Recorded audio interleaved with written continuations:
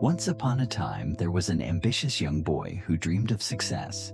To him, success meant winning, and winning meant everything. One day, as a test of his determination, he entered a village race. Along with two other competitors, he stood ready to prove his worth. The race began, and with all his strength, the boy crossed the finish line first. The crowd erupted in cheers, and the boy felt immense pride. An old wise man, Mr. Gupta, watched the scene with quiet calm, showing no excitement. The boy noticed this and grew curious. Another race was called, and once again, the boy raced against two healthy challengers. As before, he won with ease, and the crowd cheered. Yet again, Mr. Gupta remained unmoved, silently observing from a distance. The boy's pride swelled, but he couldn't shake the feeling that something was missing.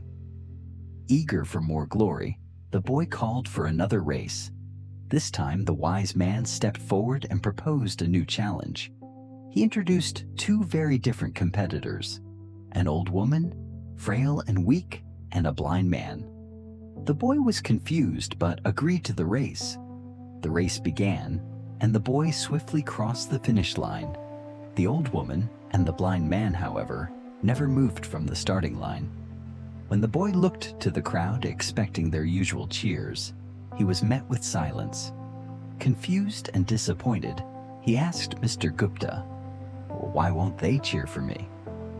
Mr. Gupta smiled kindly and replied, "This time, I ask you to run the race again, but this time, do not leave anyone behind."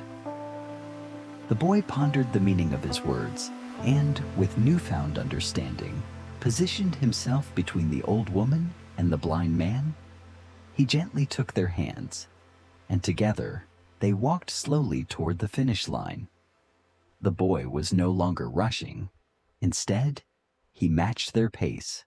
As they crossed the finish line together, the crowd erupted into joyous applause. The boy felt a warmth he had never known before. The wise man smiled, his eyes full of wisdom. "Today you won a far greater race than you ever have before," he said.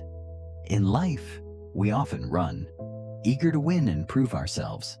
But true success is not measured by how fast we cross the finish line, nor by how many we leave behind. It is measured by how we lift others up, how we share our journey, and how we all cross the line together." The boy, filled with humility and understanding, learned that life's race is not about outpacing others, but about helping those around you to succeed as well. Moral of the story: this story reminds us that success is not just about winning or being first. True success lies in the journey, the relationships we build, and how we help others along the way. Life is not a race to finish alone, but a marathon in which we are all meant to reach the finish line together. Key reflection questions: how do you define success in your life? Is it based on personal achievement, or is it about how you help others? Are there areas in your life where you can slow down and offer a helping hand to those struggling to keep up? How can you make your journey more meaningful by sharing it with others and celebrating collective success?